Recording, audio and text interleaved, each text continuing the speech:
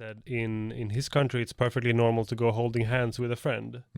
And as a in Western cultures that would be less manly somehow. Sure. He would be suspect in a way that we should probably look at what that means. Because but it's fascinating that this is the type of difference that comes to mind, but the fundamental things about what is expected of men, what is expected of women are the same. They just express differently. Well, welcome, Albin.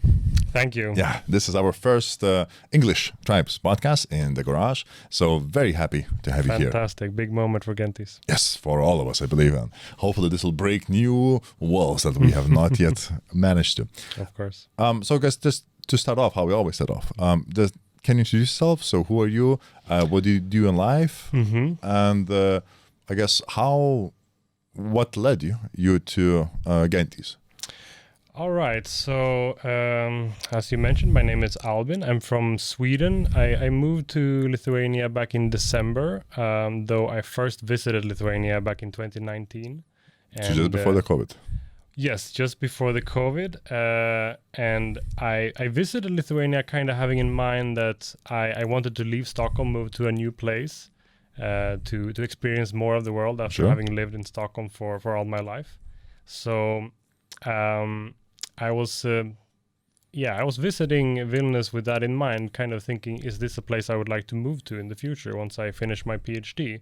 And very quickly I realized that yes, it was. I often say that when I was descending in the plane towards Vilnius airport and I saw this deep, dark, beautiful forest you can see from one side of the windows when you land in Vilnius. Already then I felt that there's something special about this country. All right. So that feeling never left me. I loved everything I saw during that visit to Vilnius. I met a girl during that visit and fell in love with her very quickly. Wanted to keep seeing her, came back to Vilnius countless times, ended up marrying her, and as simple as that. I moved to Lithuania with that context. Congratulations, man. Awesome. Thank you. That's great. So, what else? Who I am? Well, what led me to Ghent is, there's, I guess, a long answer and a short answer, of course, to that question. Sure.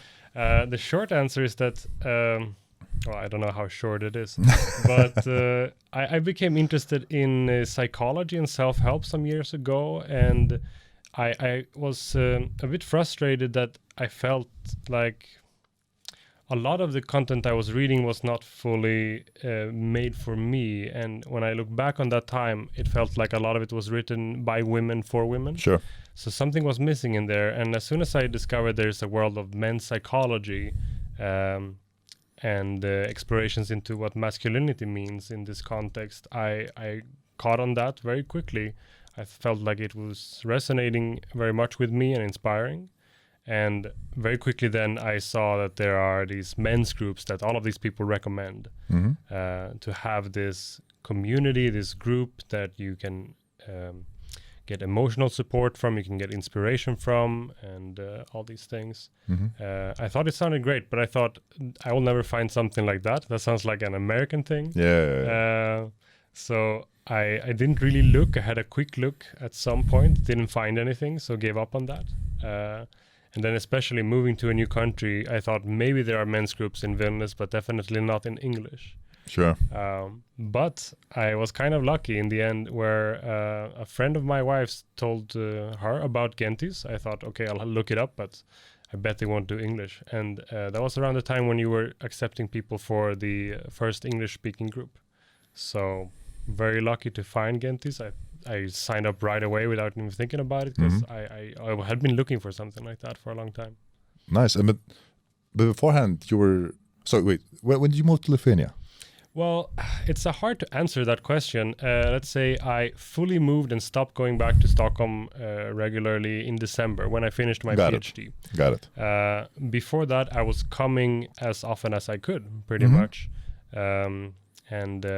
eventually stopped having an apartment in Stockholm because I towards the end of the last 6 months of my PhD, I didn't have a good reason to live in Stockholm anymore. So instead, I stopped paying for that apartment. I shipped most of my stuff to Vilnius, and the times when I spent in Sweden, I live with my parents. Got it. Because I was wondering, so whether you were looking for tribes or Gentis type of project back in Stockholm, and you couldn't find anything there. Is that right? Well, not really. Okay. I think I didn't do that because I knew that I was moving. Oh, okay. Got it. So I have seen that there are similar things to Gentis also in Sweden. I haven't read too much detail about it, but it's from what I can tell, it sounds similar and sounds like a good thing that they're doing. Sure. But I never fully explored that because I didn't plan to sign up for something when I was moving. Got it. Makes sense. Okay. So then once in Lithuania, just kind of to find a circle, a small circle of men, a small community that you can once again confide in. That was kind of the motivation. Is that right? Yes. Well, there's more than confiding, but that's definitely part of it. I think I came to the realization that I enjoyed having female friends somewhere around this time, a couple of years back, more than that maybe, because I realized then with this type of friendship that you have with a woman, you kind of naturally talk about your feelings and your thoughts, and you can open up very easily, and you feel kind of secure to do so.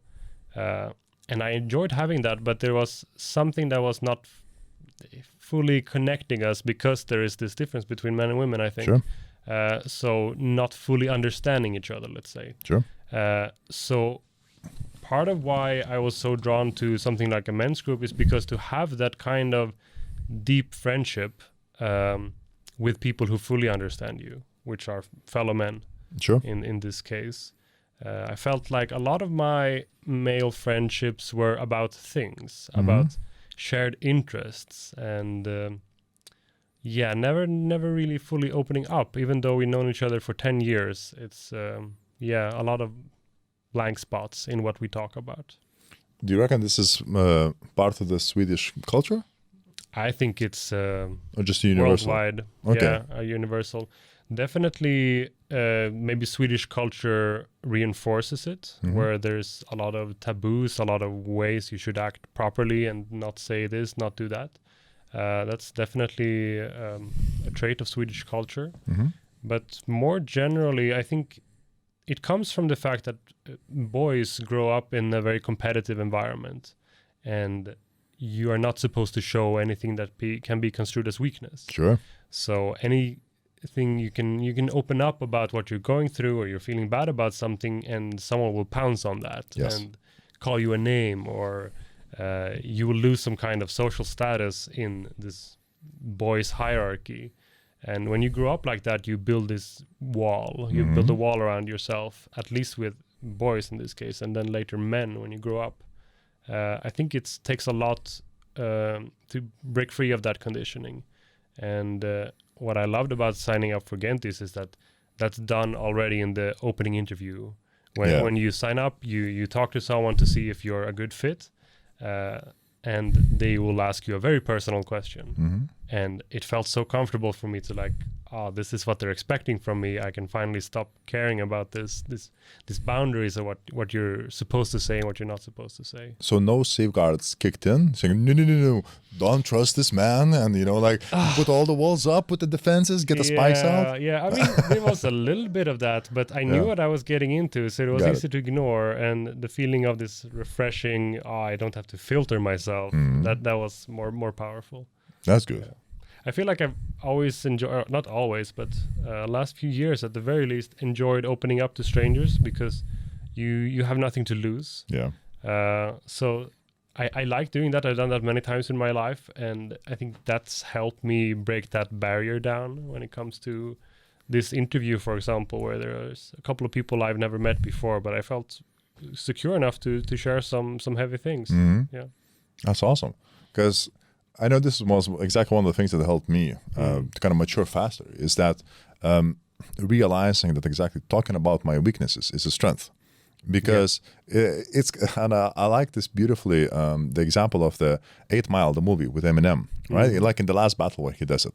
And because that's exactly what he does to his opponent. He just basically, instead of attacking the other guy, he just shows that I know all my weaknesses. I know every single you can exploit. Bring it on. And the other guy couldn't find anything to do. That's it. They basically, he's just like, okay, now, and he basically choked, he got stuck.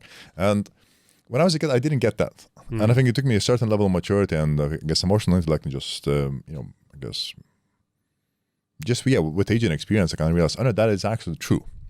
Because, what could somebody do? Say, I'll say, as an example, like, I'll be like very envious and like, oh, I'll exploit his envy. Yeah, but I know I am envious. And that's it. It's like it's kind of too obvious. I think there's a lot of those kind of exploitations, they happen because exactly somebody finds you at your blind spot. Yeah, it's you can be very aware of what your faults or your flaws are, even if you might not want to use that word for it. You're good at some things and worse at others. So you have good traits and you have bad traits. But if you're not ashamed of your bad traits, if you're not ashamed of the things you're less good at, and just feel secure in who you are, and proud to be who you are, the good and the bad, then someone pointing out your flaws is I don't care. And I know that so better than you. I think that's when you grow out of that feeling that you have among boys, where you make fun of weaknesses and you kind of own your weaknesses. That's when you come out of that finally and you own it. Yeah, I fully agree. And it does make me wonder whether it's possible to skip this step of kind of just safeguarding yourself in this kind of more mental barrier to kind of within those walls. And I don't know, because I also, on one hand, because I went for that path. So it seems to me it's inevitable for everybody to go through that path. But if somebody could skip it and jump straight away to owning who they are, then it seems they would save so many years, so much struggle, so much emotional pain, so much confusion, angst, anxiety, and everything else. But I don't know if it's possible yet. I can imagine it's very possible, but maybe not so feasible, because it would require an overhaul of our culture, like globally, and having very, very good parents. Sure. And if you have the kind of supportive, understanding environment surrounded by it, from birth, then I think you will not build that barrier, because I don't think that barrier is necessarily something we need, or it's not good for us, obviously, because we have to get past it later. But as I said, possible, but maybe not feasible.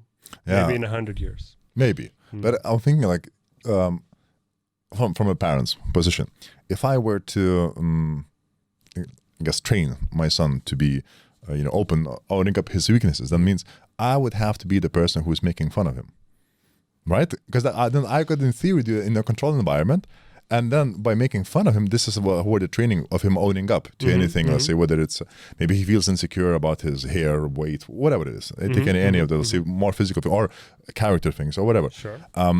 Because my assumption is this. A parent can do it in a more controlled way because he or she, ideally, is mature enough to know where the healthy boundaries of these kind of attacks are. Other kids, they don't care. All gloves off. I mean, just get knuckle dusters and off they go. That's the thing. So in theory, even though it doesn't sound nice, but I think this would be then technically that step towards that new reality where actually parents, maybe some parents do that, and maybe that's why some of the kids, let's say, I remember when I went to my undergrad to Scotland, and there were definitely like boys and girls, I would say, because it's still 17, 18 years old, who were at very, very different levels of maturity. I mean, some of them obviously could just come from harsh environments, so they had to kind of mature and build up and so on.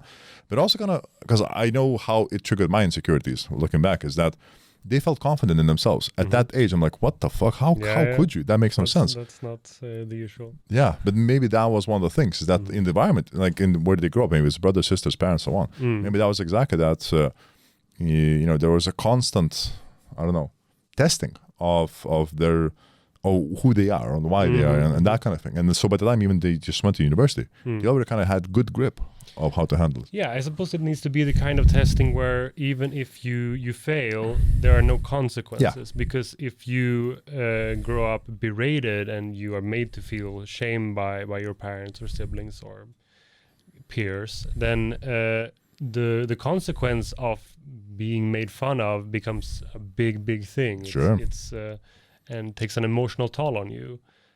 But if it's light, if you make fun of everyone all the time and weaknesses are displayed proudly without any shame, then it kind of takes the power out of it. Sure. Yeah. Exactly. Likely they grew up like that. I know several people who have grown up like that, and generally they are more confident and secure in themselves. Interesting. Because I guess my romanticized view of Sweden, I guess specifically Stockholm, because Sweden, from what I gather, is a quite libertarian country in its policies, in its societal, I guess, openness compared to, I would say, much more conservative Lithuania to a good extent. I mean, depends on which part to look at. But I might not want to use libertarian as the word to describe, but I see what you're getting at. Yes. Right. I'd say in many questions open-minded and liberal. Yeah. I guess with the direct comparison between Lithuania and Sweden, Sweden is definitely much more liberal with this comparison. I don't know how on the full spectrum you are, but so that's why I would expect,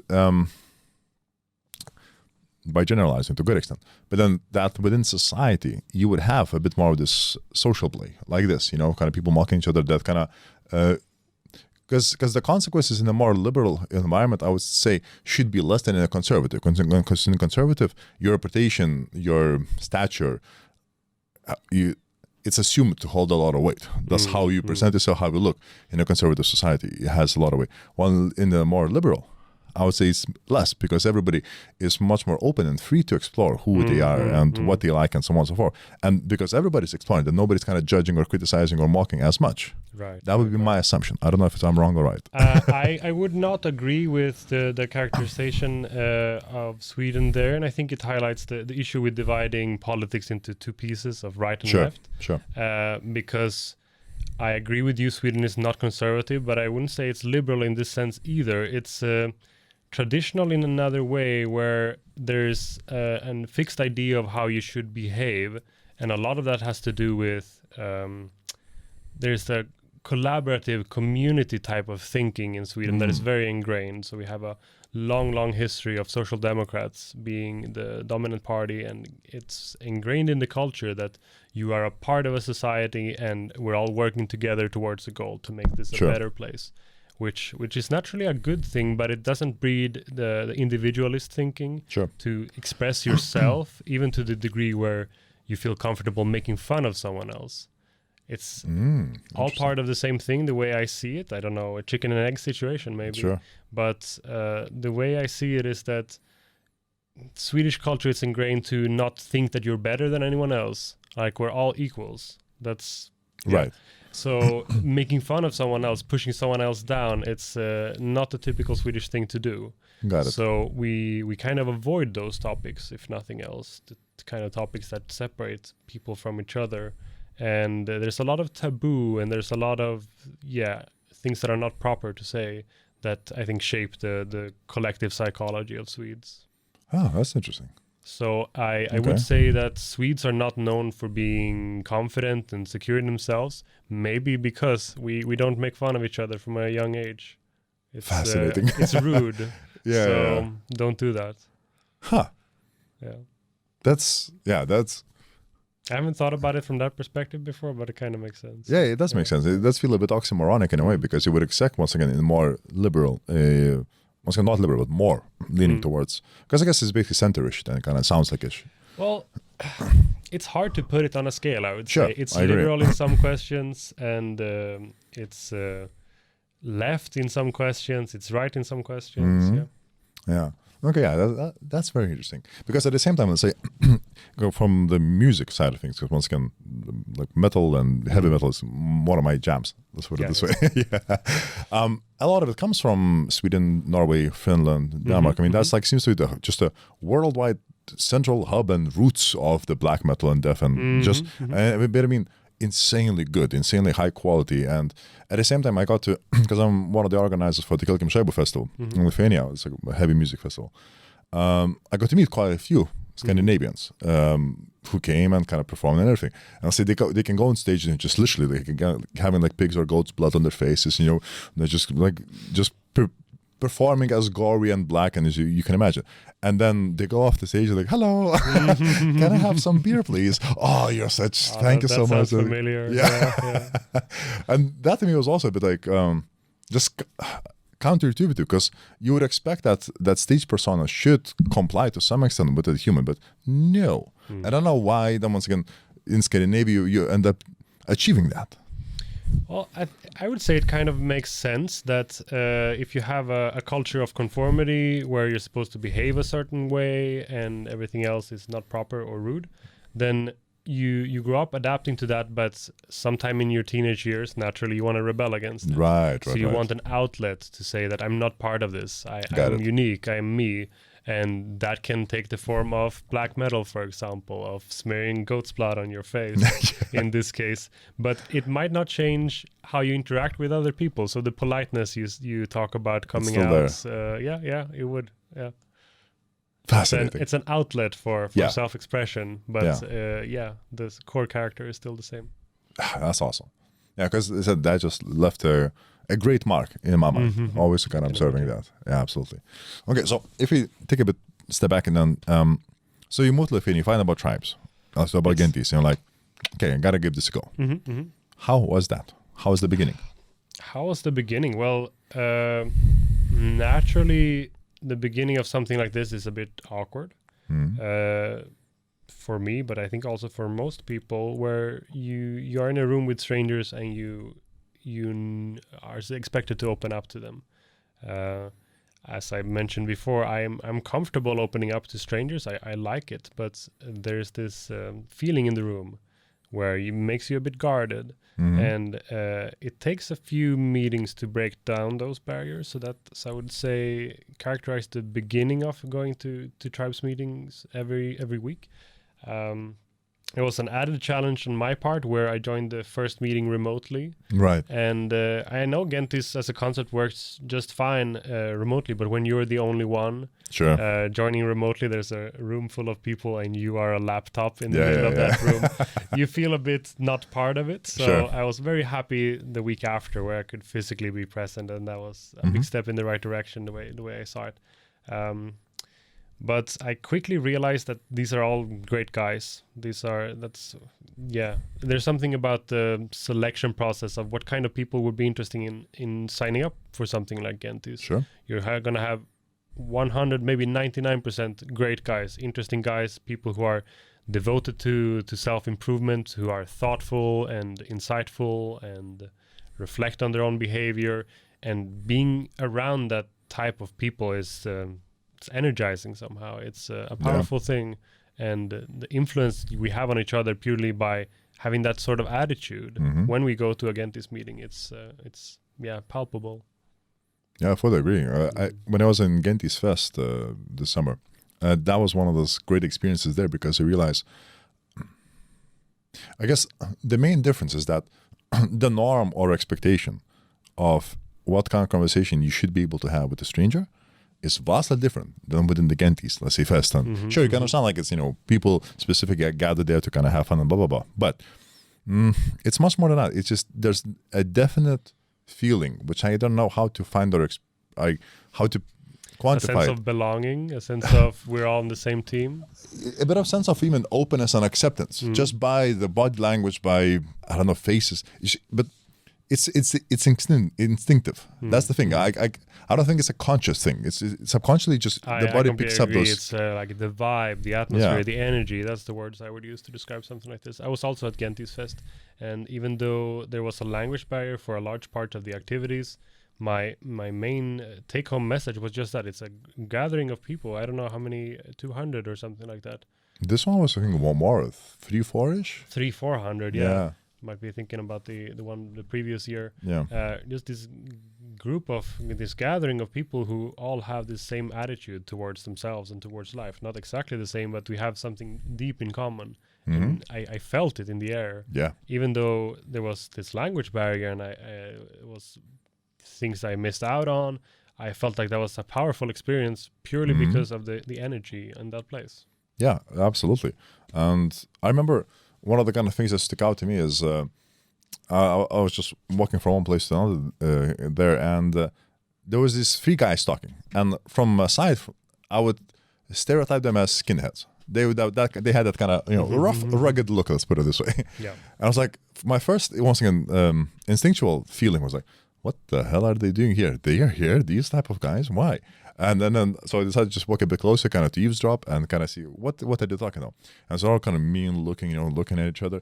And one of them was saying, yes, so I was talking with my psychiatrist about basically my emotional intellect and how I need to start opening up to kind of to capture more with my wife and so on. I was like, and just my brain starts short circuiting. What the hell is going on here? Makes you realize we judge people on a daily basis. We put up these walls against people that you are different. You are not like me. But when you see this type of thing, like going to a Gentis Fest, that you have in common, then you realize that we have so much more in common than what separates us. Yep, absolutely. And it's also fascinating at the same time how at the societal level, it almost seems to be there's a push against that. It's kind of push towards that.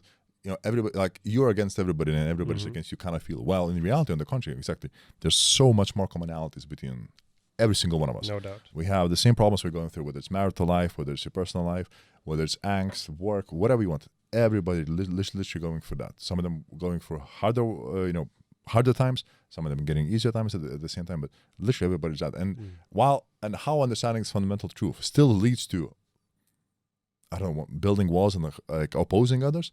It's just so counterintuitive. Yeah, how it should be. Yeah. Okay, so then jumping back a bit to your Gentis experience. So go there and you're in a room with, from what I know, guys of different nationalities, right? You're not the Swedes there. No, we're half Lithuanian, half foreign, I would say. Roughly. Right. Yeah. And how was that? I mean, because my always thing is that I expect there should be some cultural, societal differences between, I guess, once again, what a man is, how a man should behave, and all these kind of things. And so, say in the Lithuanian-speaking group, or Lithuanians, that's at least a common thread of everybody. That's like one of the baselines. But here, you should not have the same baseline. So I'm kind of curious how then you navigated for that, or is it not that different? Well, it's an interesting question, because I think it highlighted to me that there's a lot more we have in common than we have differences in our definition of what it means to be a man. And the differences in this sort of thing is kind of superficial things. I remember an example from a tribesman of mine that said in his country it's perfectly normal to go holding hands with a friend. And as a and in Western cultures that would be less manly somehow. Sure. You would be suspect in a way that we should probably look at what that means. Because but it's fascinating that this is the type of difference that comes to mind, but the fundamental things about what is expected of men, what is expected of women are the same. They just express differently, and they have different places in the culture, different laws, different rules maybe, but the fundamental things are the same. And I am not an anthropologist, but looking across the world, I bet there are these common things that are universal. Sure. So what are the main commonalities you found amongst your tribesmen in this case? Well, are you talking about the way we view masculinity, or? Like or masculinity, and also kind of the man's role within a society. Well, it's not necessarily something I would say that we have discussed in depth. The commonalities there, I would say my view of these things is more shaped by my own readings, my own what I've been listening to. These things, when I am reading about male psychology and these things, and what they have in common across the world. I would say that I like the example where when you ask a woman what she looks for in a partner, you get a list of things. And when you ask a man what he looks for in a partner, you get a different list of things. There's very little overlap between these two things. And looking at what women want from their man, it's very much things that resonate with my definition of masculinity. And I think the masculinity, femininity dynamic, the distinction between the two is never as clear as when you're in a relationship, especially in the early stages of one, when you have when you attract you attract each other for some reason. It's because of these differences that are between men and women. And what I can remember from that list, it's a psychological study where they, of course, do a survey on a lot of women to get these traits, but it's a sense of direction in life, a sense of presence, groundedness, strength, which is not necessarily physical strength, but can be emotional strength, or just the ability to put yourself out into the world with a straight back. These sorts of things. And if you look at this list, this is, I think, very few men would look for these things in their partner. It's good things. I think we can all agree on all of these things are good. But what men look for in their partner is different things. I agree. That's from this list. It does sound to me the Stoics were right. Oh, no doubt. Yeah, because that's basically almost exactly right in that sense. Yeah, I agree. But so I guess then naturally the question follows. So then what is your definition of a man? Well, I can start from a very boring perspective. It's a male of the human species. Perfect. But I think as a biologist, that's a good baseline. I think so. I like having a biological perspective of things. Good. I think that humans are fundamentally just animals. Sure. And we have to view everything we do from that lens, that it has a biological function, or let's say it had a function when we were living in the savannah, and now things are a bit more confused. But I think that's where the maleness is rooted. It's rooted in what sort of behaviors are required from the male of the human species. And I think it's something that is hard to express in words, and it's hard to define or analyze because it's older than that. It's the distinction between male and female is older than humans, and it's looking across a lot of different species, you have similar themes. So the dynamics between male and female can look very, very different in different animals, different species, but there is generally something that they have in common, where the fundamental thing is that the female, per definition, has the egg, which is a large investment in the offspring that they're making. While the sperm is just, you can throw it out there, you don't give a shit, you keep running down the road. So it's the female has to be very selective of who it mates with, which means that the male has to impress the female. This is probably the case for 95% of all animal species. I'm not a zoologist, so I don't know these things in detail, but that's my impression of things. And it's these things that when we're talking about what a woman looks for in a male partner, it makes sense from that biological perspective. If a woman looks for reliability and presence and groundedness, these are things that make her secure in her choice of partner, because that means the man will stay. Man will stick around and protect her and be part of the team and not run away, because that's an option for a man. Sure. So I think this list of what women look for in a man are very much related to that, and very much related to what your question, which is what makes a man. It's these things. Makes sense. Makes sense to me. And yet so many people have so many fascinatingly stupid discussions about this topic these days. Of course, it makes sense. I can entertain that perspective of things as well, where humans are very flexible and malleable, so we are shaped so much by the environment we grow up in. Sure. That's something that separates us to a large degree from other animals.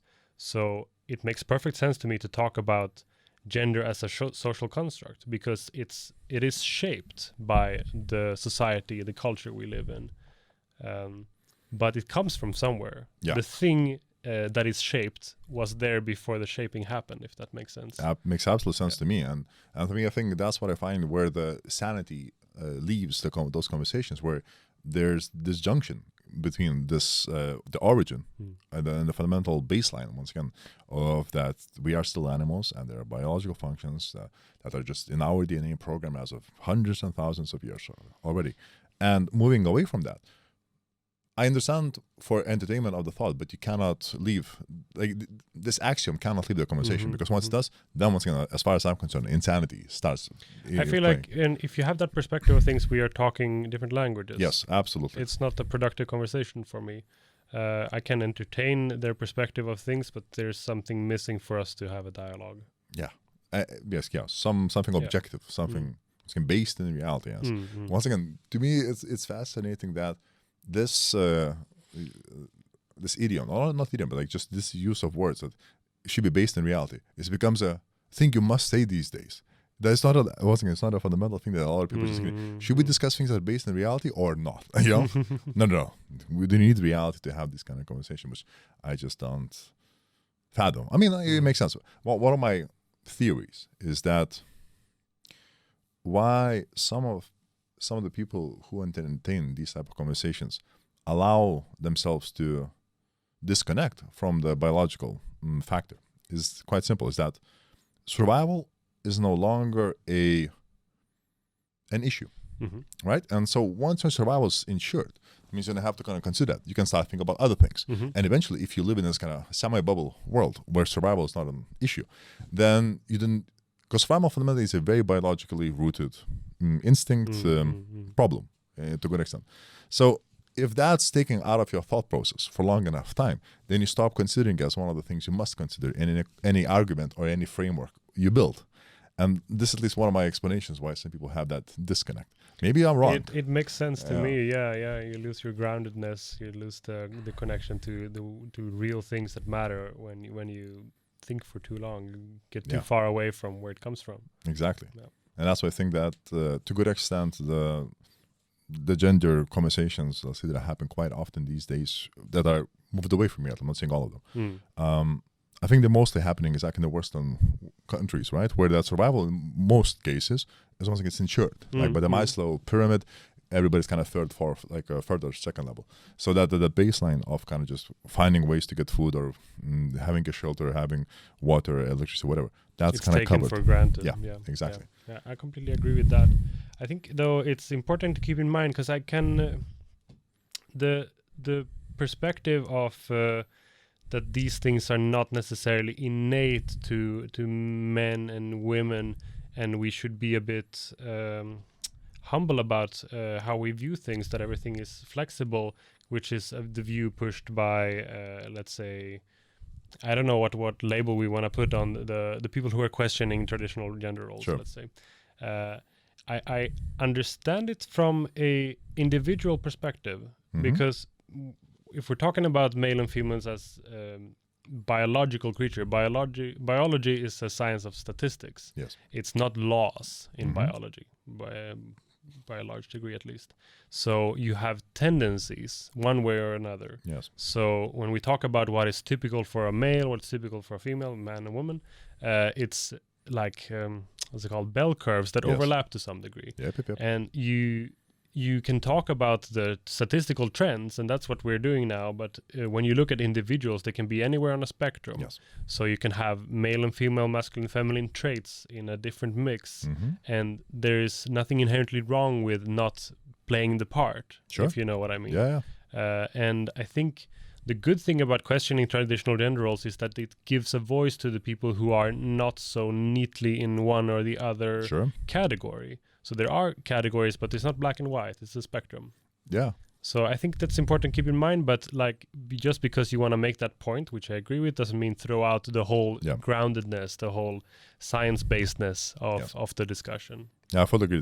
Like 2 points that come to my mind is, first, it would be great if people understand what sigma means. That's it. What a standard deviation is. And because then it will help a lot of that understanding what a scientific argument tends to present. But at the same time, I fully agree that it's not black and white. And I think either of the sides, let's say that extreme conservative who say, it has to be this and man has to do blah, blah, blah.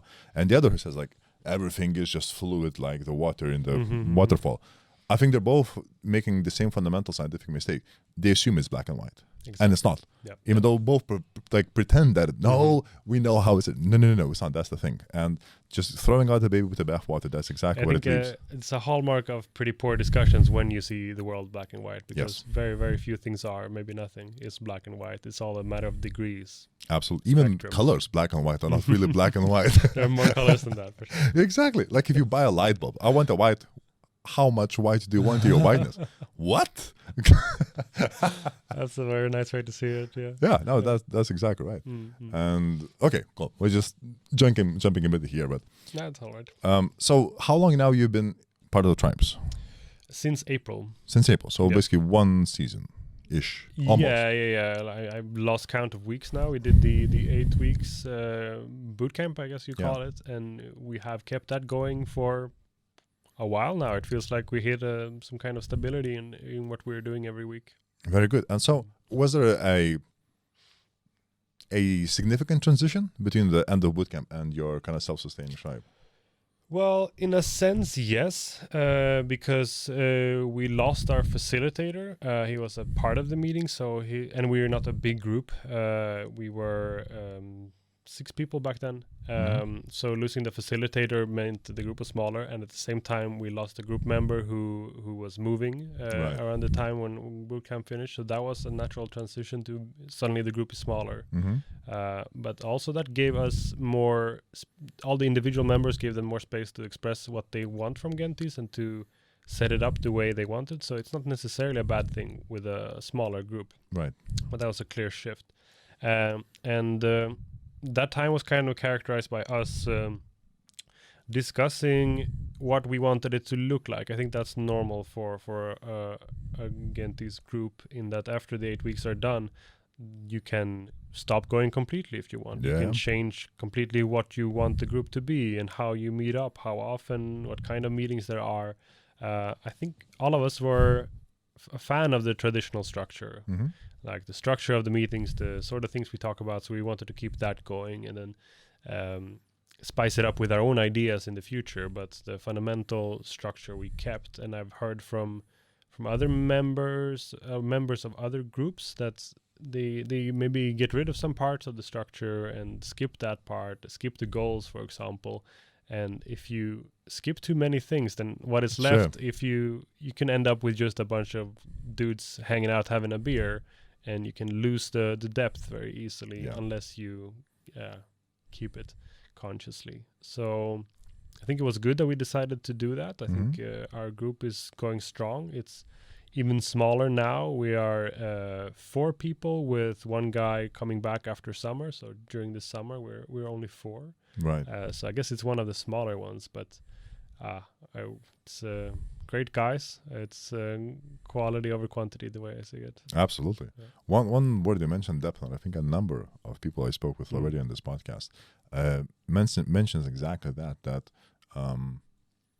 the level of depth of the conversations you tend to have in tribes gatherings, it's way deeper than what in the outside world looks like, and you felt exactly the same. That's right? The main draw of it, I would say, at least for me. Okay. And have you thought of what are the factors that I guess first of all enable it there, but also why it's tougher to achieve that outside, let's say within your family, friends, or just outside? Well, it's that wall we talked about earlier, where you are conditioned to not be comfortable about sharing things that can be perceived as weaknesses or vulnerabilities, things you're going through. Like when you're putting out your persona into the world, you are supposed to have everything figured out, everything under control, just smooth sailing, because anything else is a sign of weakness. And when you get rid of that assumption, which you do at tribes, then this kind of opening up and the depth comes naturally. But when you're filtering yourself, per definition, you don't reach that depth. Sure. So I think one of the main things about Gentis is that you should lose that filter that you have. You should say what you feel. You should say what you think in all kinds of aspects of that.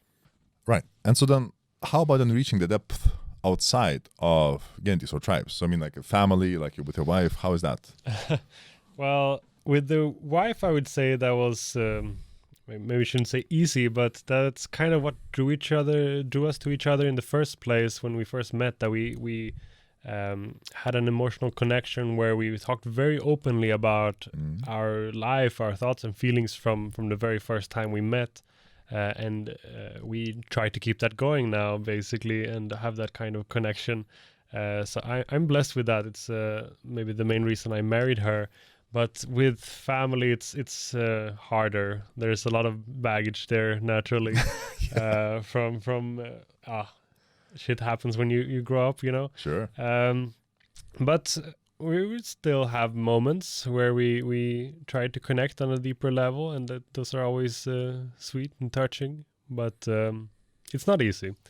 When it comes to friendships, let's say outside of the Gentis, it's hard to inject that. Sometimes I like to just randomly open up about something to a friend where I otherwise have a pretty shallow relationship. Sure. Usually it goes well. Yeah. But it doesn't become part of the natural way we interact. Like if you have a friendship that is based on common interest, it's probably gonna stay that way, and that's fine. It's fun to have friends like that. But you need deep friendships as well. Yeah. It doesn't have to be the same people, but you need both. I fully agree. Yeah, I find that with those more shallow friendships, it's almost like a social shock therapy by asking those kind of deep topics off the bat, just like when nobody's expecting it, and just observe that reaction where somebody's once again emotional defense mechanisms kick in, like start basically trying to belittle you. It's like, oh, what the fuck are you talking about? That kind of thing. And the others just gonna like become quiet because they actually say, what the fuck is going on here? Like almost in a sticker shock. And the third category-ish is they just start engaging on that. I feel I have with my friends I have more experience of the latter of those three, where they appreciate it. Yeah, they're like, oh, nice, a little bit of openness, why not? Yeah, it just doesn't stick.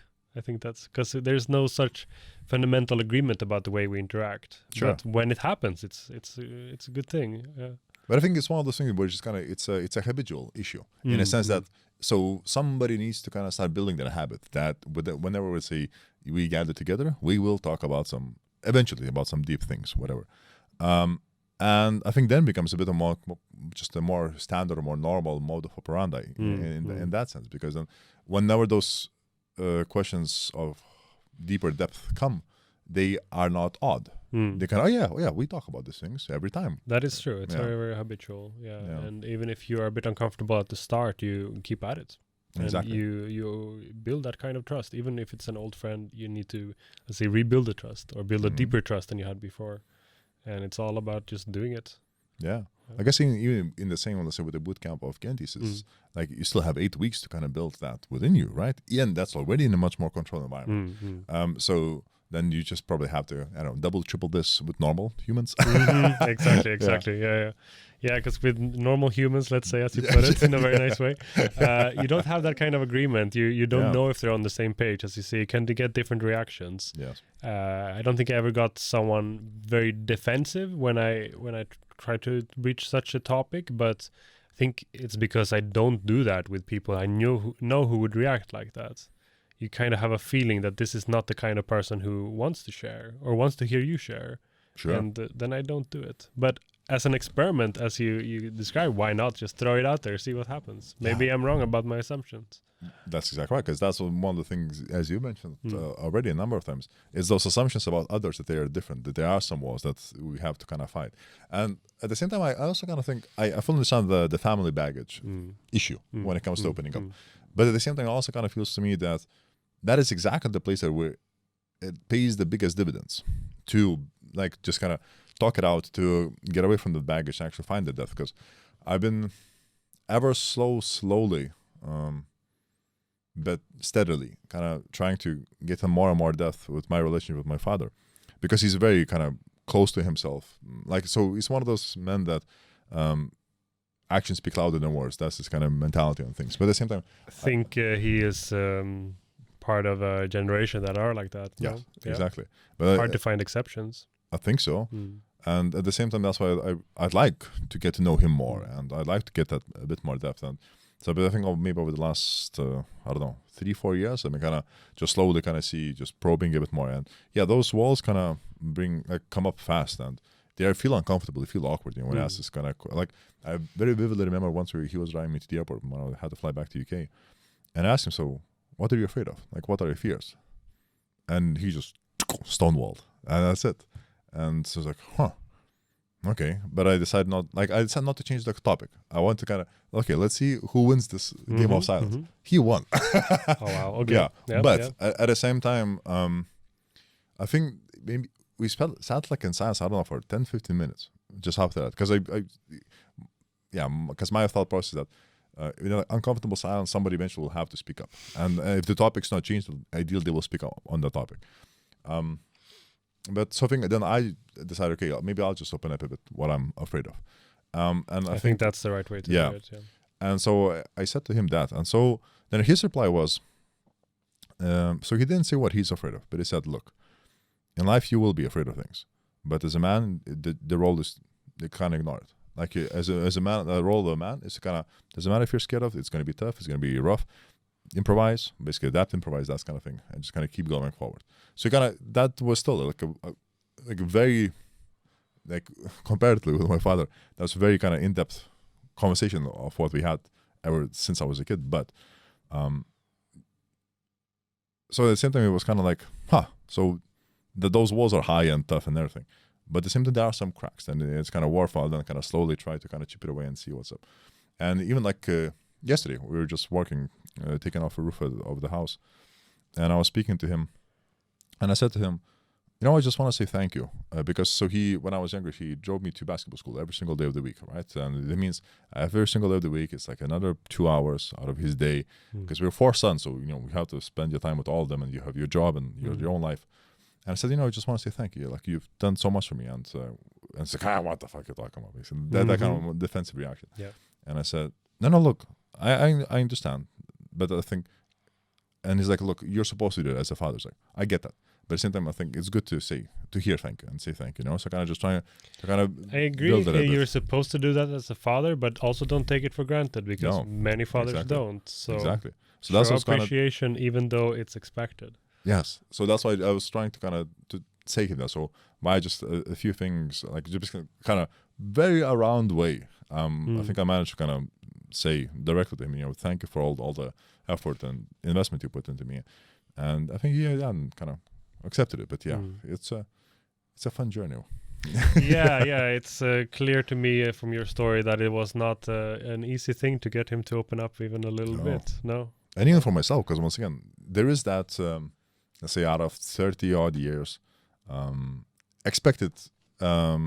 Normal communication. Let's say, as you mentioned, like in Sweden, you can't be rude and insult them. So there's also that expected, rules of engagement, if you will, or basically box within which you should talk about things, and outside it is off. Yeah. And so I'm like, well, if I have been challenging the same boxes for myself and society, I should definitely challenge the same with my parents and see where it takes you. And with my mother, I think over the last 3-4 years, this has been much more fruitful, and we have so many deep conversations. I mean, it's fantastic. It's kind of like building a new relationship with my mom. I'm very happy with that. But with father, it's much tougher. But at the same time, I'm very still happy with the slow kind of progress that we're getting there. Yeah, that's great. That's inspiring. Yeah. So keep at it. Yeah. Thank you.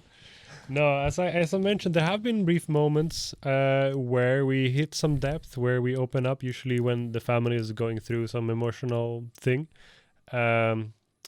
But definitely lacking that as a habit, and 90% of the interactions are pretty shallow. Sure. Even when I am going through things, I say I'm fine when they ask. Sure. So I take full responsibility for my part in the lack of depth in that relationship. And I like your example, what you've been trying to do, and I'll get inspired by that. Hopefully it will bring some benefit. Yeah. I bet. Hopefully. Yeah. Okay. So then I like us a bit, since we're both scientists, doctor, as I say. Please don't. Did you get used to that yet or no? No, because I try to not have people around me who call me doctor. But like, So- but let's say when you give like a seminar or a talk with them, they say, so the doctor, da, da, da, da. They when they introduce you. Has no? not really been the case. No, Okay. no. I think the last big presentation I had was my defense. Okay, So- got it. Has not been a need for a presentation, and introductions giving the title, I can't think of any unless they're doing it in a joking way. Got it. Like the days after the defense, it was funny. Like, hey, doctor. Yeah, like, yeah, yeah. But the joke got old pretty fast. So and it's not something I. It's not something I am. Or how to put it? It's not something I put out there too much. I don't brag about it, or I don't put PhD next to my name anywhere. So I try to avoid that. For me, it's like a master thesis, but longer. I spent a lot of time doing it, but it doesn't feel like it's an achievement in that sense, other than all the time I spent on it. Really? I'd say, yeah. I mean, I know because my older brothers, they finished their PhDs in Sweden, in Lund University. And so I can't remember the one that, and I think both of them. So their theses were, which assume were of the same sort, where you have basically first chapter intro, second chapter basically just background info, and then just 3 or 5 papers. Kind of thing. So you had the same format, where basically tell the story, which is very different from the English version of the thesis. Yeah. It's a monography or something, right? Yeah, kind of. So basically just a full text, and you just write those chapters and everything. And I was thinking about that pride of the PhD issue, because I felt the same thing for quite some time, with almost embarrassment when somebody says doctor astronomer. Like, the fuck you talking about, you know? But then I was kind of thinking more in depth about this, where I don't know why, but this is a general trend where people who achieve the PhD, which is not an easy thing to do, to be fair, I think so, they tend not to, I guess, be prideful of it. Not in a sense that's kind of boastful and say, hey, I'm a doctor, you know, here's my tattoo on the chest and that kind of things. But be like, yeah, hell yes, I've done this thing, which is tough, and I think it is tough. And the research on the psychological toll a PhD takes, I was very out there. That's something. Okay, Yeah. I can have a little bit of pride that I managed to get through the rough times. Yeah, Sure. Yeah, that's different. That's different from the output that I put out there. That is, I don't know how to describe it really, but I don't think there was anything exceptional happening during those 5 years. It was a job that I had. Sure. I knew what my tasks were, and I did them. And there are jobs that are much harder than that. That people don't get a title for. And there's a lot of luck. I quickly realized you can have a project succeed, you can have a project fail despite your best efforts. Sure. So I guess I have some humility about that, where I was lucky also that things worked out in the end, and it didn't for everyone. But the rough times and how close I was to quitting at a couple of times, I guess I'm proud of getting through that purely psychologically, because it was tough and it was taking a toll on me. But I saw the light in the end of the tunnel. I kept going. So I can see that point. Yeah.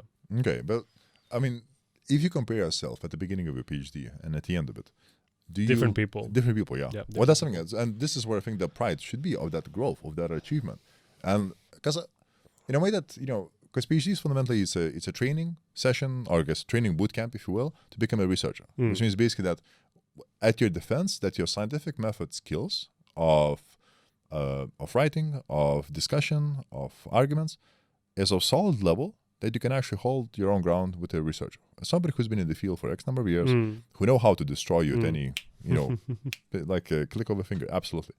But you still manage to kind of stand your ground.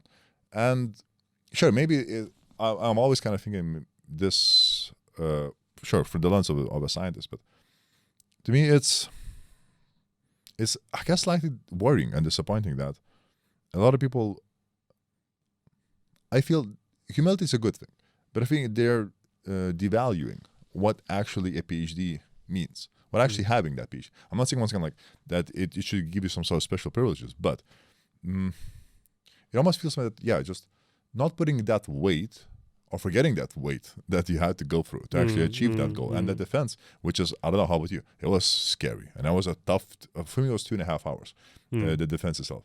Jeez, that was like under a mental scalpel, just two best surgeons just kind of just devouring you. I suppose I was luckier in that sense, where I had a great defense the way I see it, and I heard that after from other people, but it was never the feeling that I was being attacked. It was never the feeling that I was being dissected, as you call it. It was just a very good dialogue, and during that dialogue, sure, I showed that I know what I'm talking about, but not because I was getting like poked at or prodded at or stabbed, but just because we had a very good dialogue, me and this professor. Fair enough. Okay, so then you have it's very a different approach to a defense, maybe, but I wouldn't have changed a thing. I was very happy about that. Yeah, fair enough. Because my one, I remember, was very pleasant guys and a good discussion. But every single question, that's what I meant. It just felt like it had surgical precision in how they ask, how they word the question, where they find the gaps in what I wrote in my arguments, in my knowledge, and my experimental methodology, and all these kind of things. And they just started off the bat with that. There was no easing in. They're like, okay, now we're gonna start the surgery. I've seen defenses like that. And it looks painful. Yeah, it's something to be proud of to have gotten through. Yeah.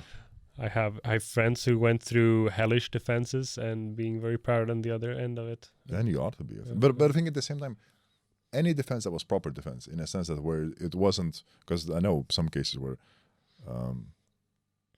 For political reasons, person had to get the PhD. Let's put it this way.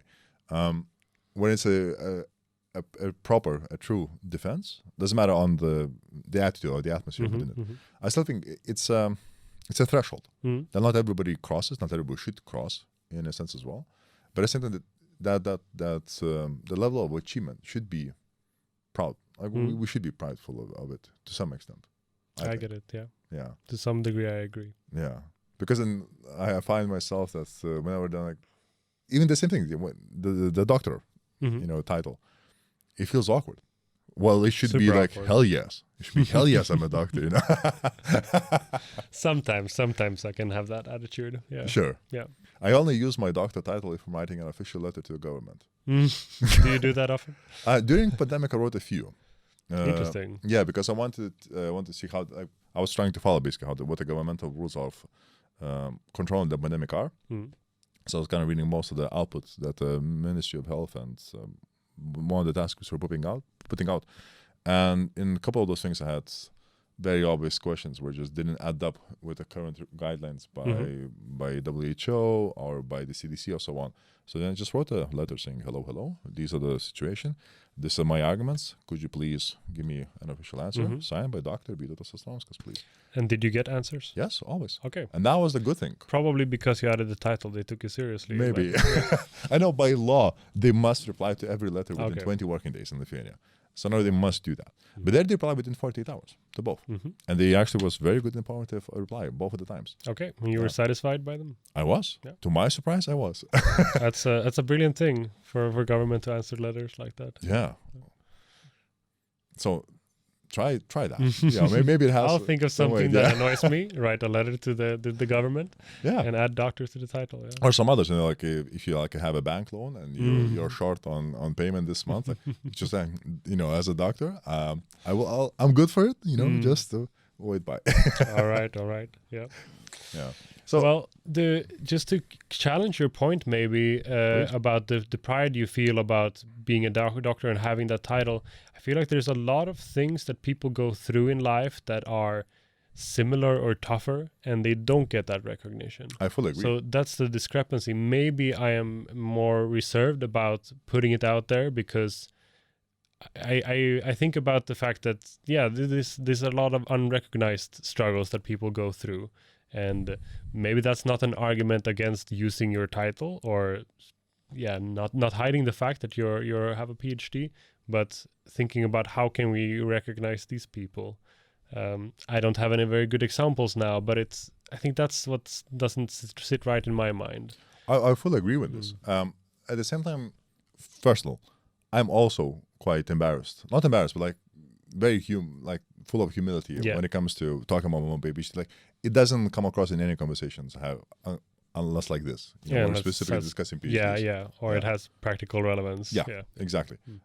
So I'm in the same boat where I think I should feel more happiness, or once again, just be more inspired, I guess, by what I've achieved. Because at the same time, I know what it took for me to get there. So that's all good. But that achievement, that feel of achievement, I feel is just, it's not there, which I don't understand why. And at the same time, I think that to your argument, where there's other people like, from different professions or different struggles, different programs that they go through, and they do not receive the same recognition. I think we're just both in the same boat. So the question is why people of various paths of life, where there is significant struggle, they tend not to, I don't know, I guess incorporate it in themselves in a way. Maybe that's the more correct approach. Sure, or it's like what they have gone through and succeeded at is not as celebrated in society. Sure, or that. Sure, there are very old traditions that are underlying the idea of being a doctor and what that means, having a PhD, that are lacking other parts of life. So it's not strange that it is the way it is. But it does make me reserved to use it. But I guess it is also part of this, you could call it humility. There's probably a less flattering word for it when you're downplaying your own achievement because you don't want to stand out or think you're better than everyone else. Exactly. A kind of Swedish mentality I talked about earlier. Or it's not worth it. I think there's even that, which at least I found from my colleagues. Yeah. So I'm aware that that's a big component in my reservation in my view of these things. But I think there's needs to be some nuance to it. Sure. Yeah, there's different perspectives on it. Because on my end, it's just that, let's say, talk about the PhD community of us, just within our own confines. I think it's worth analyzing and thinking what are the reasons that this downplaying or this devaluing or whatever epithet we use here. What's the root cause behind it? Because in theory, then, if you can understand that, then that can be also then transcribed to other areas in theory, or from other areas. If they understand, then we can also apply it ourselves. Because fundamentally, it's not a problem with there's not enough cake. Everybody has all the cake. And just the question is, why are we not eating it in a way? And I don't understand it, honestly. Yeah. Well, I guess it's a cultural thing to a large degree, for sure. I think in America, for example, my impression is that it's much more accepted and common to brag about your own achievements, to put them out there proudly. Maybe brag is too much of a judgmental word even. Whereas definitely in Swedish culture, and I imagine to some degree in Lithuanian culture, there is this don't think you're better than anyone else kind of mentality about things. Would you say that Lithuanians have that? Maybe as a specifically post-Soviet country, you don't, where you're kind of breaking free from the idea of this kind of to view society as a machinery where everyone has its own designated place, and you kind of broke free from that, and maybe you're going in the other direction of more individualism because of that. I don't think so. I guess yes and no. I think the more nuanced way would be to reply, because on one hand, I think there's definitely a significant part of the society which have that cog mentality to a good extent.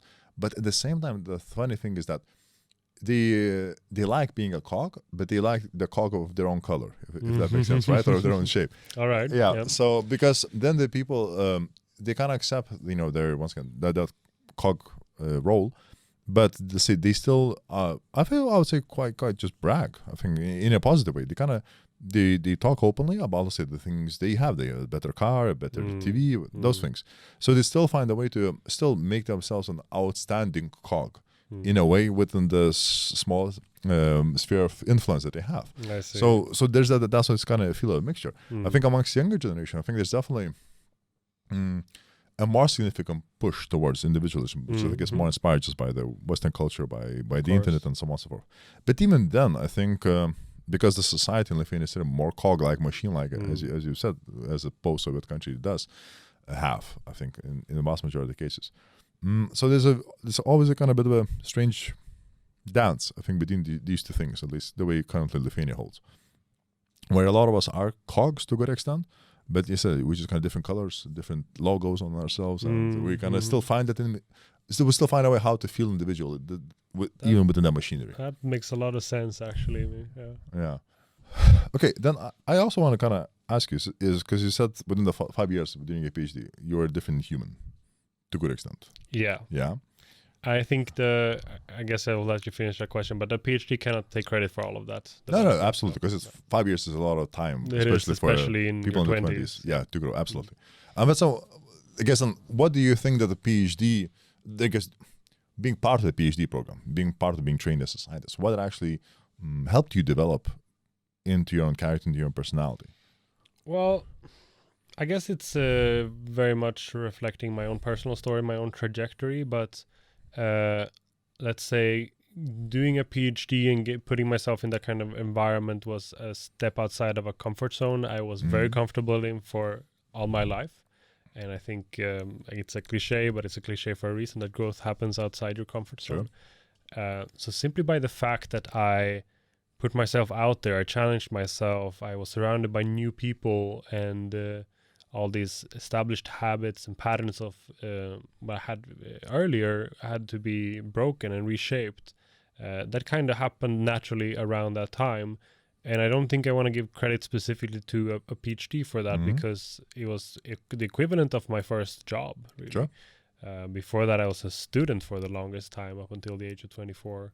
So that's a very specific type of lifestyle that is naturally quite juvenile. You don't have too many responsibilities, and not too much is expected of you. But when you have a job, things change. Sure. And I suppose I was, in many senses, lucky to have the colleagues I did, but I had wonderful colleagues that were, in a bunch of them in their own way, a huge influence on me, in getting me out of my comfort zone, pretty much. Where, let's say, before I started my PhD, I had my group of friends from school, and that was the 90% of my social life, these group of friends that I had since 10 years back.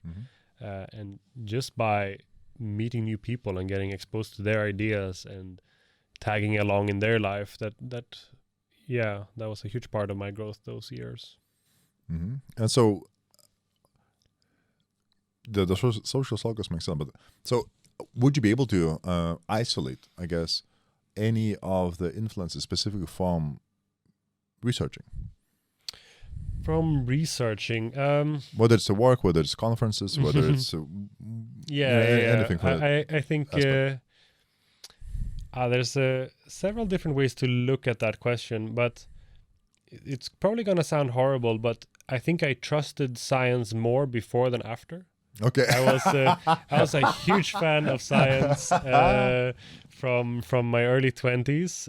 So that's how I ended up studying molecular biology, because I loved science. I loved the big picture of things. I loved the worldview that you get from the scientific method, and I was very interested in everything. So I was reading books about physics, about biology, about chemistry, all kinds of things. I was very driven by that. And I guess I had an idealized view of what science is. And then when you come into academia and it's all politics and funding and statistical methods that don't make sense, and like shitty papers that are quoted by so many people, it's like it disillusioned me to a large degree. Sure. And I think it made me realize that the scientific way of viewing things is not the only valid way. If that, I guess it's hard to justify that in a sense, because I do believe that the scientific method is the best method we have of reaching some sort of, getting closer to some sort of objective truth. Yes. But I believe we're never going to get there. And I believe we have to be a bit humble. So just because something is published in a paper doesn't make it true. Sure. It's an argument in a big picture of a discussion of what is real, what is true. And I think I'm a lot more humble about that now. Whereas in my early 20s, I believed blindly in whatever was deemed to be established scientific fact. And I got very interested in this. Maybe you did too around that time. We're the same age. The atheism community on the internet, where you have Richard Dawkins and the other guys who are kind of saying religion is stupid because blah blah blah, and very very logical, rational arguments for their point of view. And I was just fully buying into that. But around the time of my PhD, when I saw science from inside, as I said, it kind of disillusioned me, and maybe it's not because of the PhD, because I got the disillusion, but around the same time I started taking alternative ways to have a dialogue more seriously. So the kind of things that I would call airy-fairy alternative when I was younger, I now can try to find some value in those things. Sure. Just like reading a book that is written from a spiritual perspective, that wouldn't have made sense to me in my early 20s. Now I love a book like that, not because I feel like they are tapping into some deeper truth that science cannot reach. It's more like the language they're using is meant to resonate with us people who are not completely rational. Sure. I think you lose too much if you get rid of everything that is non-rational.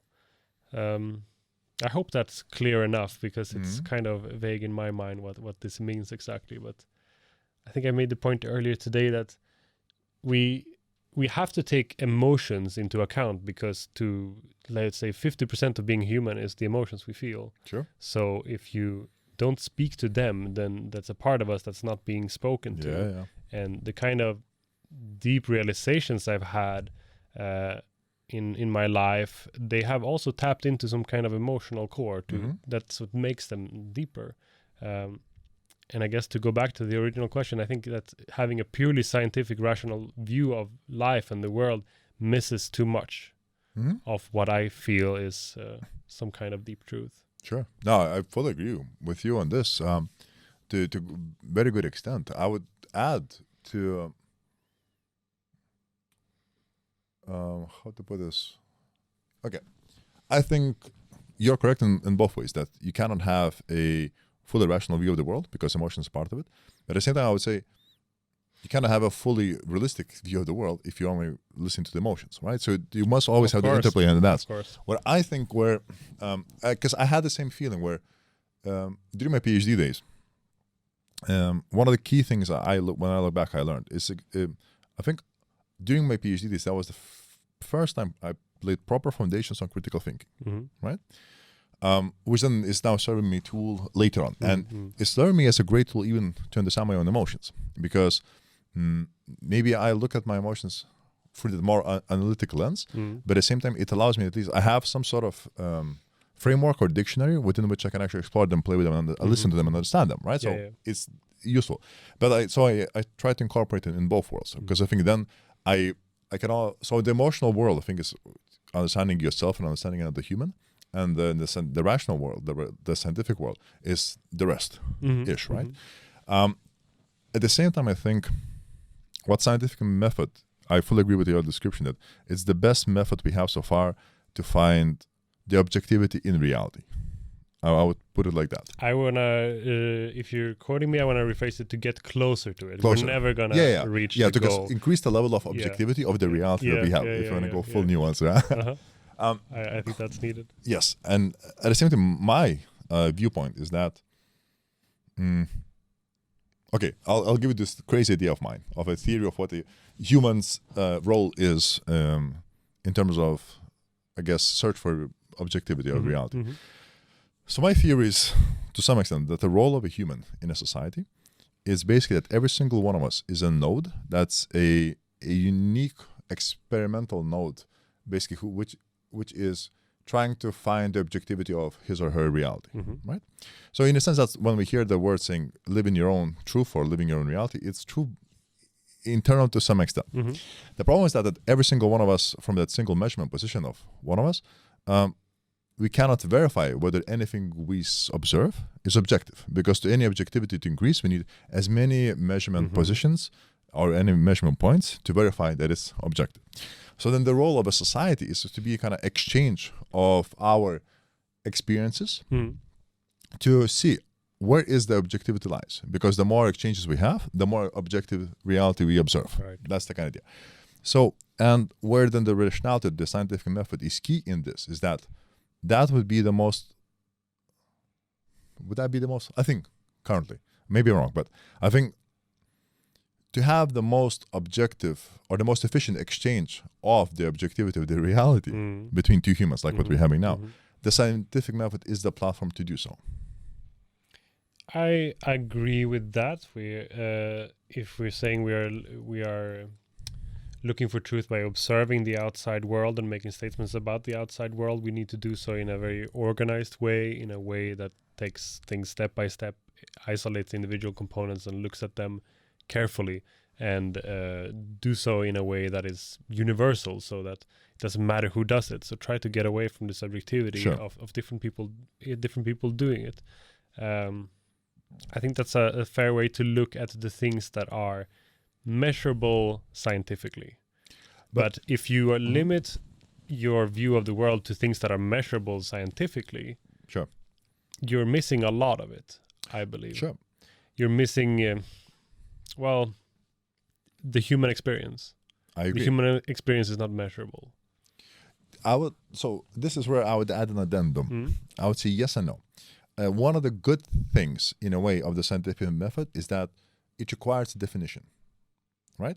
The problem I find commonly amongst, let's say, just having any more in-depth discussion or conversation, is that people in their heads hold different definitions for the same words. Yeah. And I, let's say, when we discussed before, where you have the more rational view of the world or the more emotional, I would say that different definitions of the same words, like what a man is, woman, what the weather is, whatever it is, they come from the emotional side of things. Because it's something you experience, you observe, and you think that green is this, and you just kind of.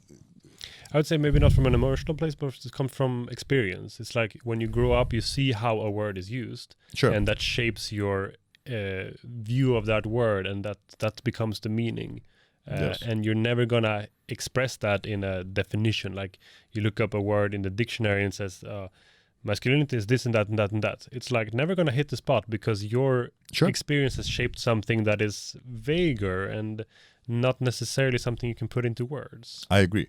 And this is where then why I still think that the scientific method used to exchange ideas is still the best, because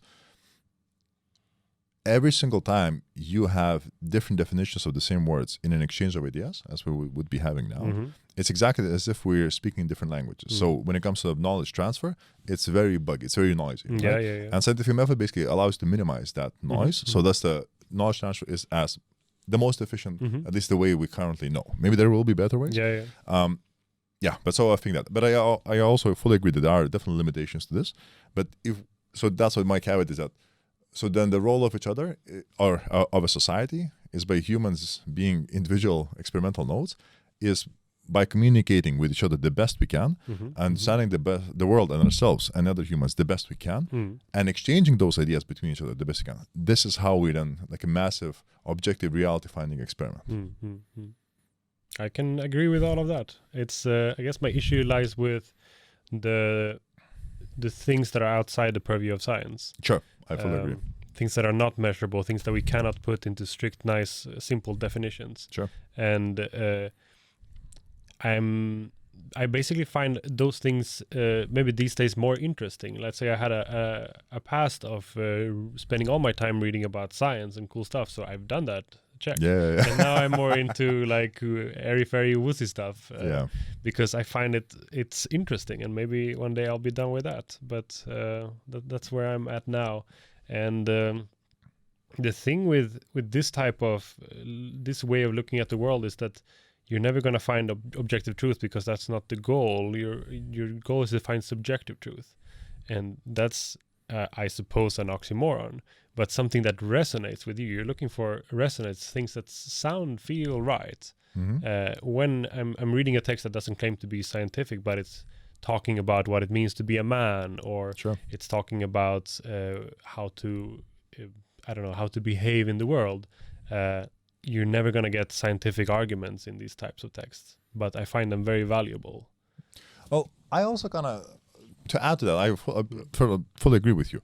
to add to that, I also kind of feel that a lot of those, a lot of stories, a lot of metaphors that are used, I think they resonate because there is actually something that is objectively truth behind it. We just don't know, kind of, in a sense that, okay, let me just try to put the words properly. Okay, so if we take a religious text, doesn't matter what it is, whichever religion anybody believes, let's say from an atheistic perspective, you can say, what the fuck, like, why would you really believe a God and blah, blah, blah. But the question is, so, okay, you might not believe in an objective God, that a human being of all these powers exists, fine. But in the text, in the stories, if you actually look at the parables, if you look at the metaphors, if you look at what the meaning of those ideas are, and they do resonate with you, what is it actually saying? And then one of the ways then to go and look at it from a psychological perspective, which is also a more closer to science way than kind of woo-woo, ish. That's the thing. So I think, so in my mind, listening to emotions and observing what resonates in any text, any information, is exactly correct. Because, and then always, then my mind, the next step is to try to probe what were the reasons it resonated. And what it tells. Kind of to try to still look for that objectivity-ish. I agree with most of what you're saying, that's the way to find the value and try to understand what's going on when someone reads a parable and it speaks to them. But I don't know if I want to add objectivity to that mix, because what makes a parable in this case speak to someone and resonate is because of their experiences, and it fits somehow in their mind. Sure. How they see the world, and that view has been shaped by their experiences. And sure, going around into the world and experiencing the world, you hope that brings you closer to objectivity, but not necessarily. Sure. It can reflect some things that are not true, but part of your experience. It can reflect a culture you were brought up in that is not good, or I don't know, maybe you shouldn't call a culture good or bad, but it doesn't have to speak to some objective truth out there. It can speak to your personal experience. Okay, I wouldn't argue to your point is if you read a text and it resonates with your experience that you've had. So in my mind, then you have your own fully subjective thing, which is your own experience, and you had another thing which is like a puzzle piece that matched your puzzle piece to a good extent, right? Ish. Yeah.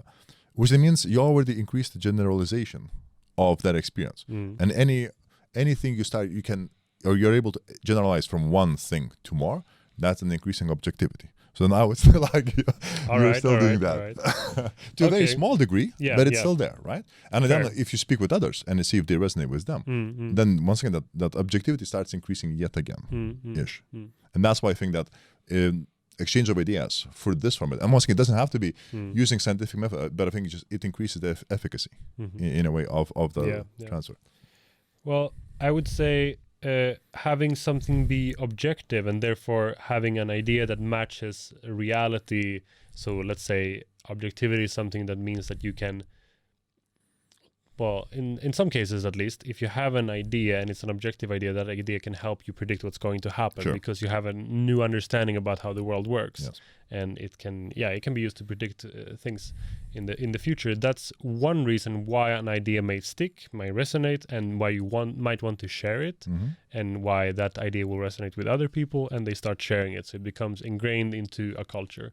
But there are other reasons why things can resonate. It can speak to something that is not necessarily reflecting truth. It can speak to, let's say, the idea of an afterlife that is a paradise. It's something that is very easy to imagine that if you tell someone this convincingly enough, they are very happy to hear it. It's like, oh, nice. When I die, everything's going to be great. And if you convince them, they're going to want to share it because it's good news. It's great. And they're going to spread it to all kinds of people. So you have something that passes your test of like the filter of communication among people, and it's an idea that spreads, but it's not a step closer to objectivity. It reflects something about what we humans want, but not necessarily what is true. I agree. What we want to be true. Sure. But in this case, I think you have both things. So on one hand, you have, and let's say an idea that's not measurable, because it could be true. Comparatives could be there, which is I have no idea. Same as like that's why I think agnostics on the religious front makes most sense to me at this stage. Yeah. But at the same time, if you're sharing this type of idea and this type of idea resonates with a lot of humans, then what it actually is telling you that so people have some sort of need or want that needs to be satisfied, or it's elated by the idea of the afterlife. And if you can actually start saying, so maybe it's not that this is helping you to study in a way the existence or non-existence of afterlife, but of the humans themselves. So kind of just we put the lens the other way. Spot for me, no doubt. It says something about humans. Yes, and the ideas that spread in a society or over history, they say something about who we are as beings. Yes. Yeah. And I think that's why whatever text you're reading, maybe like a children's book like Hungry Caterpillar or whatever it is, and if you find something in the story that resonates with you, I think once again that is then telling something about fundamental about humans. If it also resonates with other humans, because you might be just like a cycle yourself. So could be. yeah. Which is also not a bad thing to know. If you're reading a children's book, you realize some strange thoughts. Let's put it this way. Right. No, that's a good point. Yeah. Oh, yeah, I agree with you. It says something about the human condition. And I think that's what maybe I'm getting at when I talk about the non-scientific way of viewing things, is that to learn about humans who are not rational, we are emotional. You might have to step away from the hyper-rational way of viewing things. And the things you find out are not necessarily going to be expressed in scientific language, but they can feel true to you, and they can feel true to other people. And there is some kind of collective agreement on some level that we all agree that this is how it feels like to be a human. Yes. But there were never any scientific studies to make that point. It's just we talk about it, we try to get the words for how we're feeling, and we find that they match. To a good extent, most likely. Absolutely. Yeah. And what was I to say? It's slipped my mind completely, but I agree. Yeah, absolutely. Okay, so then after you finish your PhD, you go for all the good and bad of it. Do you actually use any of the skills besides, once again, desire to move away from science, which is an interesting after effect, let's put it this way. But do you actually, do you find that any of the skills or, I guess skills or tools you've learned or brought back from it are useful to you? Outside of your work. Outside of my work, I guess that would be the boring answer of things. I feel like the kind of thinking you need to get scientific conclusions out of data, it's very much an everyday practice. It's a way of viewing the world, and especially when you're trying to achieve something, to do something, you try until it works. And I think, maybe you had the same experience as doing a PhD. There's a lot of that. Yes. You try something until it works, right? Or you accept it fails. Eventually, you kind of have to, often enough. But that kind of thinking has, because it was a big part of my PhD, trying to make things work. So that's has definitely shaped the way I see what I'm good at now, how I can contribute. Let's say future career or non-career outside of work. I think I've become good at looking at an issue and trying to solve it, like a problem-solving perspective of things. The kind of where you take a step back and you look at, what are we trying to do here, and see the things that come in and the things that come out and what happens in between. Just taking a step back. I think that's something I have. I guess it's me enjoying doing that, being good at doing that is part of the reasons why I went to do a PhD, but it's something I did so much during my PhD it has been strengthened. So I say that's maybe the biggest effect, is kind of problem-solving approach to life. Yeah, I fully agree. I understand. I found my conclusions to what PhD brings to a person changed as I went through my PhD. I think after the first year and a half or so, I realized that what PhD is teaching a student is how to fail successfully. That was kind of my description. That's a beautiful way to put it. Yeah, because things will fail and you have to embrace the fail. Because I remember the first time an experiment I spent over a month setting up and prepping and troubleshooting and everything. When it failed, it took me out psychologically for a week. I couldn't go to work and just like, That Just sounds very hits- familiar. Yeah. But then at the same time, then I spoke with my supervisor, kind of brought myself back on my feet, and I realized, okay, so what are the actual lessons behind this? Like what, after the whole process, what I learned, and despite that it's known thing that negative outcome is still a good outcome, right? There's nothing wrong with it. It's just a negative value. Actually kind of embracing that and understanding what it means. That was a very, very good lesson in life. Yeah, no doubt. But not finding what you wanted to find also means that you made a finding. Exactly. Well, just to add an asterisk there, that's assuming the experiment worked. Sure. If there are technical issues that lead to no output, so it's not a yes or no, Yeah, it's like then, not applicable. Exactly. That's rough. Yes, that is right. Which also happened many times. Yeah. But the second thing I found after my PhD, when I looked back on it, what I learned is I learned to play with the unknown. Because I think fundamental, what a scientist's real job is to venture into the unknown where no other human has ever ventured. So it means you have to think of the things or problems that no other human in the history of the world has thought of. That's a fundamental role, which sounds grand and insane, but that's exactly what it is. It's kind of, you actually have to step into the unknown where you cannot look at any book for an answer and think, what the hell could be here? That is kind of just to take from that kind of chaos order prism. You have to just jump into the full chaos of the unknown and see what you can bring out there to the order. And I find that that's why I think PhD psychological is such a tough job because nobody really tells you that's what you do, and psychologically that's a tough thing to do if you haven't practiced much. Which I don't know how could you practice that as much as before. For sure, no, it's like hopping into the water and learning how to swim, right? It's more like you're lacking the kind of structure that you're surrounded by in the rest of your life, where things are already figured out. Yes, someone else has done this before you. Yes, and you know from their experience what you should be doing here, and then to find yourself in absolutely unexplored territory. It's interesting. It's a challenge, as you say. Yeah, but it's something you grow from, no doubt. Yeah. Oh, you can not grow from it. Exactly. Yeah, for definition. Okay, so then I guess the last thing I kind of just want to quickly discuss with you is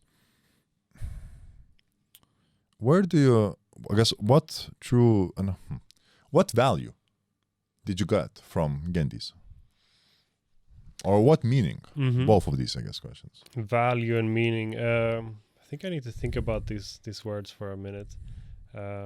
Because for me, Gentis reinforced ideas I already had more than anything else. Okay. I felt like I have been reading about the things that the Gentis is ideologically based on before I joined. Got it.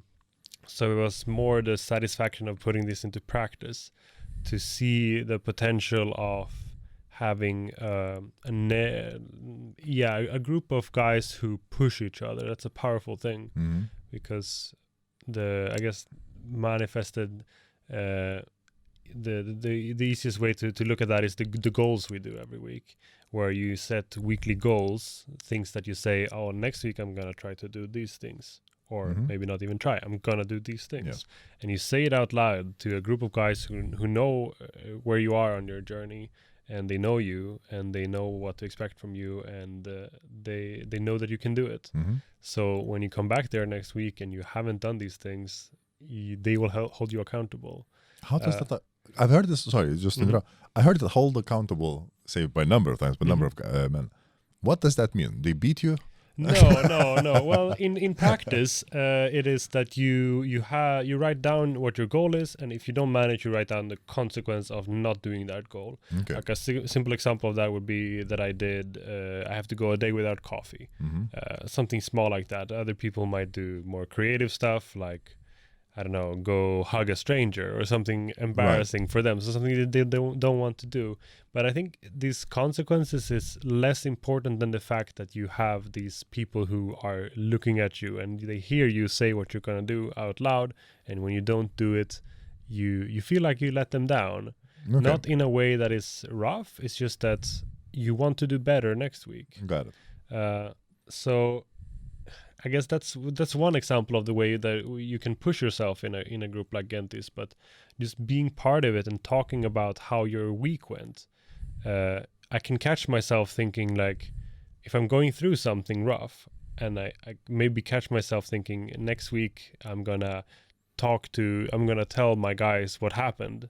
What am I gonna say? Am I gonna say I handled it well, or am I gonna say I'm handled it poorly? Sure. So it adds some awareness to your own actions and your own behavior, and that's a strengthening thing, because it puts your actions in a context. You observe yourself when you're in this sort of situation.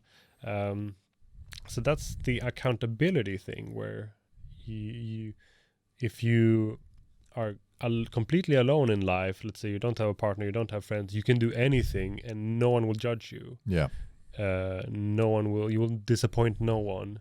If you, I don't know, spend all your time drinking and not going out, as many people end up doing in life. But if you have people, if you surround yourself with people who care about your well-being, you don't want to disappoint them. It's a powerful force, and I feel that quite strongly in Gentis, and I feel that from the other guys in Gentis, that we are all there to improve ourselves, and we are there to support. And just being there, listening, observing is support. To have your struggle go witnessed and not just lost in nowhere. That sounds great. So maybe you could share, like, what was the most impactful thing that happened in the last 12 since April? How many weeks is that? Maybe plenty. Months. It's months. The most impactful thing. And anything kind of just emotionally impactful, like after it you felt like, oh, Jesus Christ, that was just insane. Anything that kind of comes to mind? I guess maybe a recent example, maybe because it is recent, it's on my mind, where to avoid breaking confidentiality, which is an important part of the Gentis meetings, we were in a general sense talking about childhoods, our childhoods, what we've been through, and kind of discussing how these experiences shape us, and the kind of perspective you get on people when you see them as a product of their past. It's allows you to step outside of judgment, of looking at someone as they're acting bad, and if you have a conflict with someone, it allows you to see where that conflict is coming from, and it's nothing wrong with this person. This is something that happened to them. This is reflecting circumstances, and that allowed me to snap out of some tough things I was going through. This perspective of seeing people, and instead of feeling this kind of hostility that you feel when you're in a conflict, you let go of that and you feel empathy instead. You feel like you understand them and what they've been through, and I don't want to say you feel bad for them, but you empathize with them. You feel what they're feeling. You feel their suffering. And when you see a conflict between two people as arising from their suffering, then that kind of takes all the hostility out of it. Yeah, it's kind of stepping outside of yourself. And that sort of perspective on people hasn't happened just once. That a discussion at the Gentis meeting has helped me see that, or we have talked about people from this perspective. But there was a specific moment recently where that really clicked with me. Like I felt it and kind of stepped into an empathetic mindset, and I think that's a very valuable thing to do. And absolutely. Oh, that's fantastic. I mean, if able to bring such a, I mean, it sounds like an obvious perspective, but it's not. Because once again, like knowing is one thing, but feeling it, resonating, clicking is another thing, and acting accordingly as opposed to just whatever. Yeah, it's This reminds me of the old joke where psychologists is never angry at other person because they understand where they're coming from. You know, what the source of the problems are. So how could you be angry at somebody who it's your child, your dad beats you or something? Exactly. Yeah. That's fascinating. Because once again, I always think that it would be great if you wouldn't need Gentis and this could happen in the social circles you would have. But at the same time, it's fantastic that, given that that's not the case, Gentis, a project like Gentis exists. In a perfect world, Gentis wouldn't need to exist, yes. right? I'm a psychologist. The way that humans developed and what the needs we have, they were shaped by a very different situation than modern society. Absolutely. And if we're not going to get back to that, which is not really feasible, we can try to patch up these cracks with stuff like Gentis, creating communities and support that we are lacking in today's society. Yeah, I would say, if you're about to embrace on a space journey to a different planet, could we fix ourselves? Get this problem fixed? Yeah, optimally. Yeah, because it's a war of investment. Because the more healthy, productive people who take account, who are accountable to themselves and to others, who are not sly, not cheating, that actually want to make the world a better place. Every single human like that is like the way I imagined the first time I spoke with Gediminas and Vytas about Gentis, and that's why I think it resonates with me, because I realized that every single man who is part of this project, it's like a beacon of light in the map of Lithuania, like I imagine, like a small lighthouse. And why I like that image of a light is that because it's not a single point. It means it's also illuminating the area next to him, right? So it means it has an effect locally to his family, his friends, his workplace, and himself as well. And the more of these beacons you have, the more light there is, in that country, in the world. It can ripple. It can have a cumulative effect. Yeah. Absolutely. Yeah. And that's why I think I remember it just resonated with me. If that's what this, maybe I'm maybe I'm wrong, but if that's true and if that's what this project brings, Jesus Christ, that's amazing and so worthwhile. And every single man should, doesn't matter how good or bad he feels or in what kind of struggle or moments of triumph in his life is, I think it's still useful to have that kind of just check, to have that realization that, maybe I'm sometimes a dick, or maybe I want to understand why am I sometimes a dick, let's kind of navigate that and see what's up. Yeah, I fully agree. Also, one I guess maybe last thing I want to ask is, you said you've started reading about male psychology. Who are the authors? Who got you on the path? Remember some names. David Data is an author on male psychology from a very spiritual perspective. I think he's coming from the kind of yoga meditation side of things. Right. I think that was one of the first things I read, and then we have. Normal Mr. Nice Guy is a classic, naturally. Sure. And that's... I'm blanking now, but maybe that's it on the book front. Then I would recommend a couple of podcasts. Evolving Man by Ben Goretsky or something like that. And another guy called Jake Woodard. It's both of them are talking not only about masculinity, but masculinity, femininity, the dynamic between them. So for anyone in a relationship, you need to understand not just your own masculinity, but also your partner's femininity. Yeah, and absolutely. Let's say more than that, your own femininity. That's something we didn't discuss today, but I feel like men has to come to terms with their own femininity as well. Fully agree. And women have to come to terms with their own masculinity. Yep. Yeah, and forget that each gender for sure they'll only have one part. It's definitely a full mix between I feel like a typical man is maybe 60% masculine, 40% feminine. It's like a shift in the balance, but it's never 100%. No. That's unhealthy. Yeah, you're just a savage. Yeah, exactly. That's not the way to live. No. Yeah.